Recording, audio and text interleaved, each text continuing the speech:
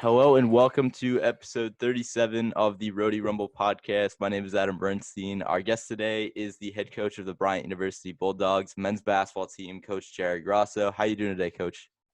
Doing great. Appreciate you having me, Ryan. Appreciate you joining me. I just want to start with a couple of questions about your playing career and move on to your coaching career, where you're at now. We'll start with where you grew up. You're from Long Island, just like myself. I understand you're originally from Syosset. I was actually just there a couple weeks back for Thanksgiving. But growing up for you, how did you get into basketball? As a kid, did you ever see yourself playing and then coaching at the collegiate level?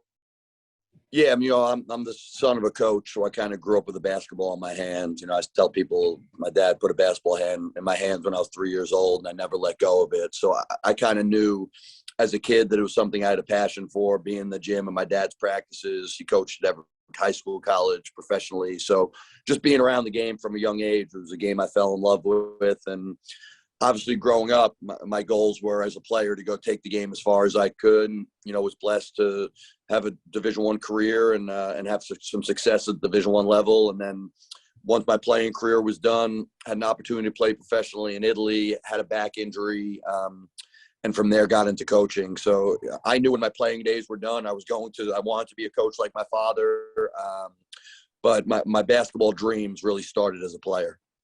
Absolutely. Just to start, a question we love to ask on this podcast is just, what is your why, or what motivates you? I think it's multiple things. As a coach, you're trying to impact young men's lives, and I was blessed to have great mentors growing up. My father, and I was really around good coaches and really good mentors. So trying to pay a lot of those lessons that were given to me forward, and give these young student athletes an opportunity to be successful in the classroom, on the court, and hopefully some of the lessons we teach as coaches will help them for the rest of their lives. When it comes to just the basketball piece, I'm an obsessive competitor. I love to compete, and I love to teach the game. So I love the whole process of trying to build a team. And, obviously the wins are a lot more enjoyable than the losses, but there's that whole process piece of trying to get a group together and trying to get a group to mesh, and, different kind of guys, different kind of people, and every team is different. And then trying to figure that group out is something that I think is a challenge. And every year you're trying to adjust and readjust and trying to figure your team out and trying to, play your best basketball as the season goes on. So I think I can answer that question multiple ways. The biggest thing is I'm trying to impact these guys and give them a chance to be really successful moving down the line. And hopefully we'll have a relationship with my former players for the rest of their lives, and I'll be able to help them be successful.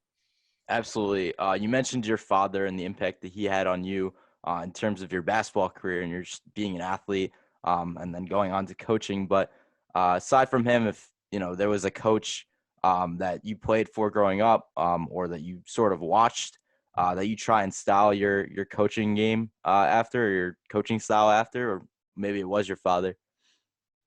My father was my hero and was probably the person who I modeled myself after as a coach. That being said, I was blessed to be around really good coaches. And it's funny, like some of those guys were high school coaches. Brian Carey coached at Kings Park High School, Huntington High School, Long Island Lutheran. He's still someone I speak to, weekly, who was a friend of my father's, really good basketball coach, really good basketball mind. And then Tim Cluse, who had the blessing and pleasure of working for at Iona College. I was with for 8 years, and he's kind of like a big brother to me. And it's not just about teaching me about basketball, teaching me about life. He's someone that I've really carried a lot of what he taught me, and much of it to do with basketball, but a lot of it didn't have to do with basketball. So he was a guy who I just learned the profession from, and, being able to put your family first in this business, but still put a lot of time into obviously your program and your team. And for me, that's the biggest thing, is that balance of family and my program. I tell people I don't have hobbies. I don't play golf. I don't do a lot of things. I have my family and I have my basketball family. And I try and live my life that way and put everything I can into my program when I'm with them. And then when I'm home with my family, give them and my 3 children, my wife, everything I have as well. So trying to learn that balance is a very difficult thing for many. And it's something that Tim Cluse really helped me with along the way. Absolutely. I always find it interesting just how coaches are able to sort of act as educators and mentor, both on the court and off the court. And I like how you talk about that growing up and just being able to impact someone's life. Again, whether that's on the court or off the court, and teach these life lessons. But I do want to start with your college career. I understand you played at Quinnipiac. So I just want to know, what was that recruitment process like for you? And ultimately, how did you end up choosing that program? Yep. So going into the summer before my senior year, I went to Adidas ABCD camp, which was the biggest camp in the country. Actually played pretty well and left there with some high major recruitment and probably 25, 30 schools recruiting me. A week later went to Vegas and played about as poorly as you can possibly play, shot about 3 for 30 from the field, and I was a shooter. And a lot of those schools stopped recruiting me. So when I got back that summer, I had 3-4 schools still recruiting me. Quinnipiac was recruiting me the hardest. Joe DeSantis, who was the head coach at Quinnipiac at the time, did a phenomenal job and put a ton of effort into my recruitment and kind of building a relationship. And Joe was a New York City guy from the Bronx, played at Talentine, second-round NBA draft pick, played the same position, was a point guard like myself. So he was someone I felt a connection to, went to visit the campus. Beautiful place, and I knew I had an opportunity to go in and play major minutes right away. And for me, that was the most important thing. I wanted to go somewhere where I was going to play. I wouldn't have been happy somewhere sitting on the bench. I needed to be somewhere where I was going to play a lot of minutes, and I was going into a situation where I knew I had an opportunity to earn major minutes as a freshman. So it ended up being the perfect match. I played for a coach who kind of fit my playing style, made some of my best friends in the world. And, when I went to Quinnipiac, it was our first year Division I. We were ranked, 320th, however many Division I teams there were then. We were ranked last in the country. And 4 years later, we're playing in a championship game on ESPN to go to the NCAA tournament. So I like to think we're able to put that program on the map. And, the class I came in with, there were guys that are still some of my best friends to this day. So I had a really special college experience, and I made the right choice. Yeah, I was just going to go into that. I mean, you had a pretty solid career there, ranking 5th all-time in assists, 4th all-time in three-point field goals in that program history, and then you would eventually get inducted into the university's Athletics Hall of Fame in 2014. So if you could just talk about you talked a little bit about your experience, but if you could just talk about what all that kind of means to you, some of the records that you had there. Yeah, I don't get too caught up in the numbers. I actually missed most of my senior year with a back injury. I ended up having back surgery. So I don't get overly caught up in that. It's more about the experiences. That's why I talk to our guys about, I don't remember how many points I scored against teams. I couldn't tell you where I am in scoring lists or assist lists or any of that stuff. But my memories are off the floor with our guys or in the locker room or what we did to put that program on the map. Our first Division I win, playing Central Connecticut, and what people still talk about probably was the best NEC atmosphere. I shouldn't even say NEC atmosphere. We played Central Connecticut in a conference championship game that people from the Hartford Current still talk about being the best basketball atmosphere they've ever been in, including UConn games. I mean, it was vibrant. Quinnipiac, Central, local teams playing for a conference championship.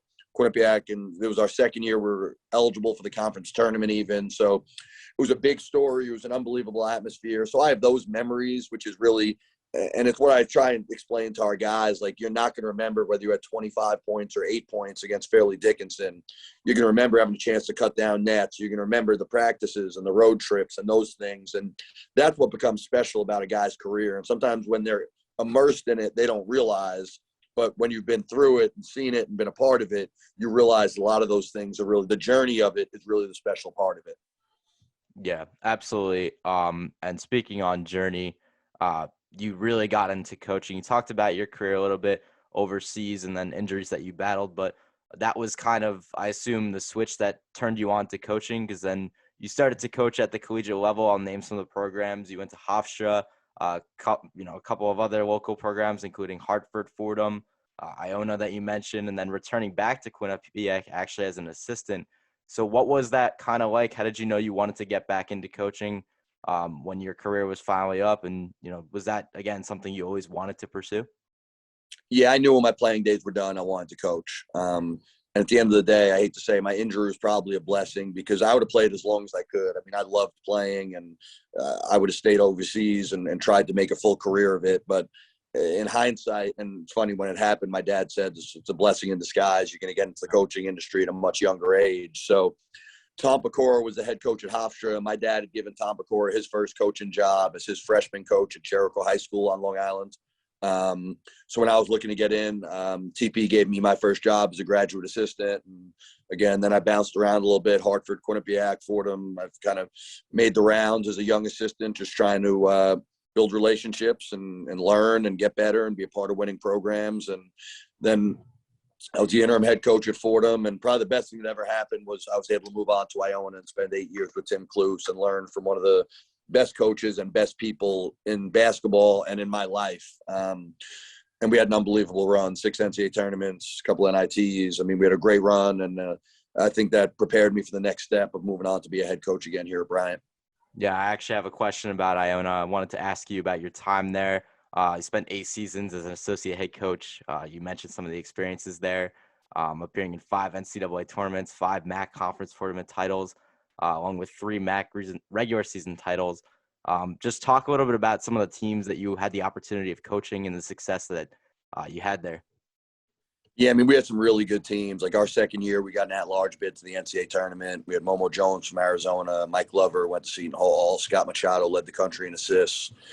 Sean Armand scored 1,800 points. Like that team had, I think, 8 or 9 guys who ended up playing professional basketball on that team. And we had some really good groups and really good players. And there were some guys who were high major transfers, and we had some guys with no Division I scholarship offers that overachieved. AJ English had no Division I scholarship offers. The last day of April of his postgraduate year, came to Iona.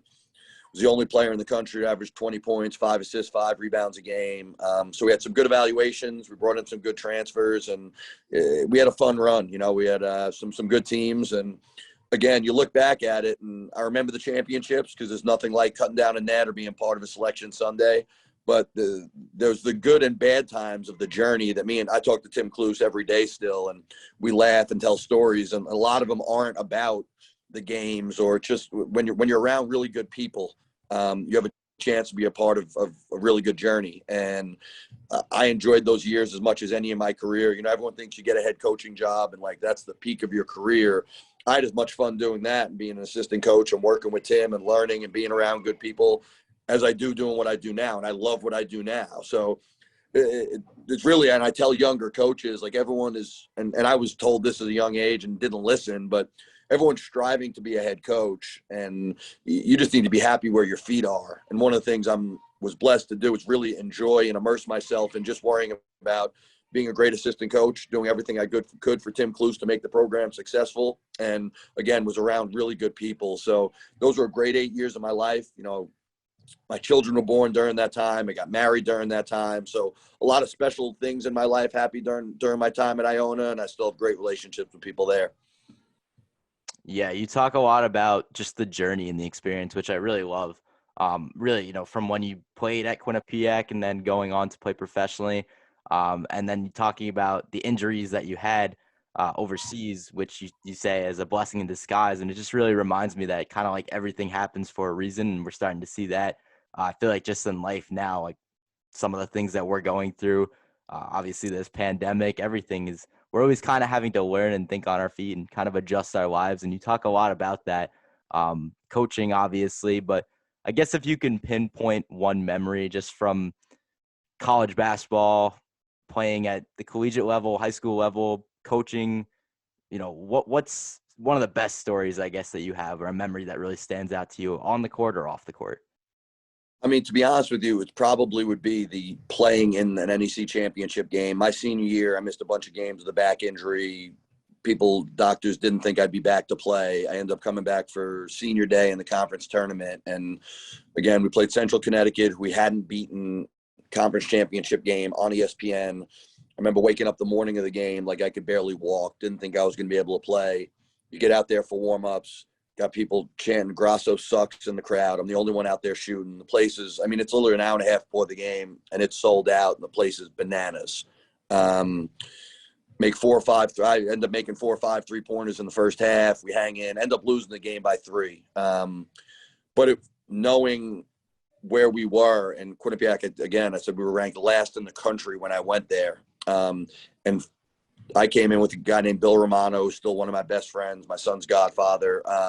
And we always talked about, we're going to put this program on the map. And we kind of had a swagger and a confidence and didn't really care about where we were ranked, or just thought we were better players than people thought, and that we were going to be able to turn the program around. And with Bill, Nate Pondexter, a couple other guys, 4 years later, we're playing on ESPN in a championship game in a program that people, when I signed there, they said, you're never going to win there. So it's something I was really proud of, that we're able to take the program where we did, and playing in that environment, championship game. Now, it's a game we lost, and it still haunts me to this day, but unbelievable experience, and just being able to know that we put Quinnipiac on the map was something that I'll never forget. Absolutely. Something that really interests me, just from a coaching standpoint, I just want to pick your brain about recruitment and scouting.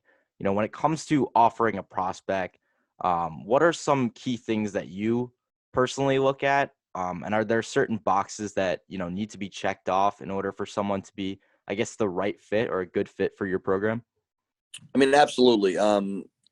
There's the skill things, and then there's the off the court intangible things that I think you both kind of come into play. I need guys with toughness, guys who are competitive, and guys who love to play basketball. When I sit down with the recruit, I'll tell them, if you don't love to play, don't come here, because I'm not the right coach for you. We're demanding of our guys, because I believe that's what it takes to win. I believe that's what it takes for guys who say they want to be pros. You need to put a lot of time into it, and you have to work at a certain level. So the first thing is, do you love to play? If this is something that you like and you're into it, but you really don't love it, I'm probably not the right guy for you. In terms of skill set and trait, I like guys who can make shots. We shoot a lot of threes. I want guys who can shoot it, and guys who know how to play and have a toughness. Those are the three things for me, and in no particular order, but toughness, knowing how to play, and shot making are three things that we really put a lot of time into our recruiting. And then there's that intangible. Do you really love it? Is this what you really want? Because we're going to work 3 or 4 hours a day, every day. And if you don't have a passion for this, you're not going to enjoy the process of what we do. So the number one thing is, what is your real love for this game? And every kid says, yeah, I want to be a pro, I want to win. But I'm very blunt with, do you really love it? And I want you to prove that to me, because I don't want guys who don't love it. They don't tend to work out for me. And I'm really honest in the recruiting piece of what I'm about. So when a guy gets here, they know what the expectations are going to be. Yeah, I think it's all about setting that first impression, especially because they want to impress you, but at the same time, are you looking, they want to be impressed by you, or do you want to impress them? Or does it kind of go both ways in the recruitment? I think it goes both ways. I have to sell what our university can offer, which is the biggest thing: a great education, beautiful campus, great area. Right. What our program can offer, chance to win, chance to go to NCAA tournaments. I've developed the 38 guys who have played professionally in the last 11 years. So I have to sell what the university program and I can offer. But I also need to find out what you're about, because not everyone is the right fit for me. And I say that all the time. Just because I think you're a good player doesn't mean you're the right fit to be a part of our program. And that's what we need to learn as we build a relationship is, do we fit? And sometimes I might not be the right guy for you. And I may learn in the recruiting process, you're not the right guy for me. But that's why you try and build that relationship. And you have to do it authentically, and you have to be honest, because if you're just going to sell something that's not real and authentic, it doesn't tend to work out. If you sell what you're about and sell what the situation is and sell your program, guys know that, I tell you, the person I am now when I'm recruiting you is the person that's going to coach you for 4 years. I'm not going to change. So I don't want you conning me and then coming in and being somebody else, because if you do, it's not going to work for either of us, and you're going to be unhappy, and you'll be one of those 1,700 kids in the transfer portal, whatever those crazy numbers are. So for me, the older I get, the more blunt and honest I am, because I want guys to know what they're getting themselves into and know that we have a great situation here for you for multiple reasons, but it's got to be the right fit for you, and you have to be the right fit for us. And as we build this relationship, we'll figure out if this works. Absolutely. Just a couple more questions, about 3 or 4 more. You're now in your 4th season at Bryant. I know this is I'm a URI student. This is URI podcast, but always great to have a local coach on, especially someone that, I have a lot of connections to. I have a lot of similarities with, being from Long Island. But, what has just been your favorite part really about working with this program over the last 4 years, and now just being in Rhode Island with your family, being a part of the Northeast Conference? Listen, Bryant's a great place. Unbelievable leadership from the top. Ross Cattell, our president, Ronald Makeley, the former president who hired me, and Bill Smith, our athletic director. So it starts there. Phenomenal leadership, really good people. David Byrne, the head of the board, really good people who I trust and have been really good to me and my family since I've been here, which is the most important thing. It's a place I feel comfortable. They've really done right by myself, by my family, by our program. I know there's a commitment to winning here. And, we took over a program that was in bad shape. They'd won 3 years the year before I got here. Tim O'Shea had taken the program from Division II to Division I. When he retired, there was a little lapse of talent. Culture just needed the culture to become more what I'm accustomed to. So we had to make some changes in some things. And I think we've been able to upgrade our talent, upgrade our toughness a little bit. Last year, obviously had a good year, won 15 games in the shortened season. Unfortunately, got hit by COVID going into the conference tournament. Won a semifinal game with 6 scholarship players. I had to dress a walk-on and a football player to have enough guys to play. Lost in the championship. Hit by COVID, but it was what it was. Everyone went through it. So Mount St. Mary's is in a championship game, and this year has been interesting with sicknesses and travel. And I said something the other day, I've been through more illnesses in one season thus far than probably my 20 years in coaching. And that's flu, strep, COVID, and just guys with colds. And it's just been a wild month and a half. And our travel hadn't been the greatest and probably has something to do with it, but everyone's going through it. So unfortunately, it's part of the deal right now. But I like my group. I like their character. I'm looking forward to at some point getting a full group on the floor, hopefully, knock on wood. But right now we're in the point of getting ready for league play. And, we have guys last year who lost in the conference championship game with a chip on their shoulder and didn't like the taste in their mouth losing a home conference championship game. So I think they're hungry. I think they'll be excited for the start of league play. And I know I'm excited to be in the gym these next 4 or 5 days, give them a couple of days for Christmas, and then get back to work and get started with NEC play. Yeah, you touched on it a little bit, but I have a question about it. You talk a little bit about last season, some of the challenges that you guys faced and yourself, the program faced really. And, what are some of the biggest things that you've taken away just from coaching during the pandemic? What, I guess, lessons did you not know going in that you now know? Just control the controllables because, what I'm going to wake up in the morning at 6 a.m. and I'm going to have a day planned and a practice planned. And, I'm very organized with this is my schedule for the day. This is our practice plan. And a lot of those things have gone awry over the last couple of years because things get thrown at you by the day, by the minute, so you have to be able, my dad had a quote, you have to be able to adjust to readjust. And we're readjusting constantly. But that's part of the deal right now. And you have to be able to do it and you can't get caught up in it. It's not perfect. And unfortunately, things change, as we've seen, very quickly day to day, but you have to be prepared to adjust and move on and just control the things you can. Because if you're going to get caught up in all that other stuff, it's really hard. As a leader, if you're going to be worried about all the other things that are completely out of your control, it's just going to beat you down. So for me, I control what I can. The other stuff I let go, and whatever happens today, I'm going to adjust to it and be ready for tomorrow. Yeah, listen, it's a tough time right now. I cover a lot of the URI athletics, and we just got the news yesterday that they're now in COVID protocols. So just thinking on your feet and constantly adjusting, that's great advice, honestly. I do have 2 more questions. The first one is just about this season, how it's going so far. Non-conference wise, not going maybe the way that you wanted to go. On the road, seeing some struggles, 1-5, overall being 4-7. The losses, of course, to Houston, Cincinnati were tough. I did catch a little bit of the UNH game. That was a great, I feel like, team win. But just as you prepare for conference play, what is the biggest preparation? You kind of have the chance to, regroup as a team, hopefully get past some of the illnesses that you touched on and alluded to. And, how do you prepare for Central Connecticut and then some of the program or conference games that you have coming up? Yeah, we had to reboot a little bit. Travel beat us up. We had a bunch of illnesses. It's been There have been some bumps in the road that I'm not surprised at, like coming into the season because of some of the things that just the way the preseason and start of our season went, and then the illnesses that kind of crept up on us. I was prepared for there to be some bumps in the road. Now, I'm a sore loser and I don't stomach it well, but I was prepared for it. So right now we're trying to reboot a little bit, with the healthy guys we have. We're trying to improve. And right now it's about getting better every day, because the reality is there's no guarantee that I'm going to have a full team at any point. You really don't know what's going to happen. So the 10, 11, 12, 8, whatever guys you have on the floor that day, you have to get them better because they need to be prepared. And that's from top to bottom, because you just don't know what's going to happen with COVID, with illnesses, there's just a million things that kind of get thrown at you. So right now for us, it's just about getting better every day. And that's kind of what we've hung our hat on, and getting a little grittier, getting a little tougher, getting a little nastier has been kind of our MO. And I think we've taken some strides the last couple of days, and we're going to continue working to do that.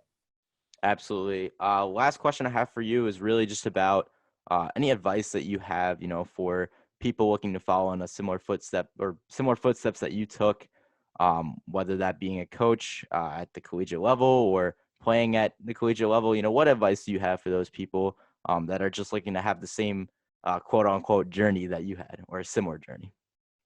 I mean, to me, it's all about work ethic and how much time are you really willing to work at it? Are you really committed to it? As a player, as a coach, whatever it is your dream is, or whatever field you're trying to get into, are you willing to outwork people? Are you willing to work through adversity? Because everyone wants instant gratification. That just doesn't exist. And there are going to be bumps along the way, and whatever that may be. Again, player, coach, and whatever these guys decide to do after basketball, there's going to be some bumps. There's going to be some adversity. And are you going to keep fighting to get through, or are you going to put your tail between your legs and run? And that's kind of what I try and instill in my guys. And anyone I talk to, you just got to keep fighting. And if you have a goal or a dream, and whatever that profession may be, chase it, and don't let the adversity or the naysayers or the noise. You just need to stay locked in on what you're doing, worry about getting them better every day. And as long as you understand there's a process to it, you're willing to work at it, I believe guys can do whatever they want in any profession, any walk of life. But you got to know that it's not going to be easy. And there's going to be long days and late nights and early mornings and days you don't feel like doing it, and days where you get knocked on your butt and you got to get back up. But that's part of the whole deal. And I think if you have the toughness and resiliency to understand those things, you can be successful in any walk of life. Absolutely. That's great advice. Coach, I wish you and the team best of luck for the rest of this season. Let's represent the state of Rhode Island in a good way as we get into conference play. Happy holidays to you and your family. Hope you and everyone around you just stay safe. It's getting crazy again, which we don't like to see, but hope to stay in touch with you. And thank you again so much for taking the time today. Absolutely, Adam. Have a great holiday. Appreciate you having me, and all my best. Thanks so much. Press I want for sure, you gon' need 3 promoters. I got the body from Jim Ellis, but I had switched the motor. I got these badass bitch running around this bitch, they all the coders. I just told her make a story. I just bought all the Trojans.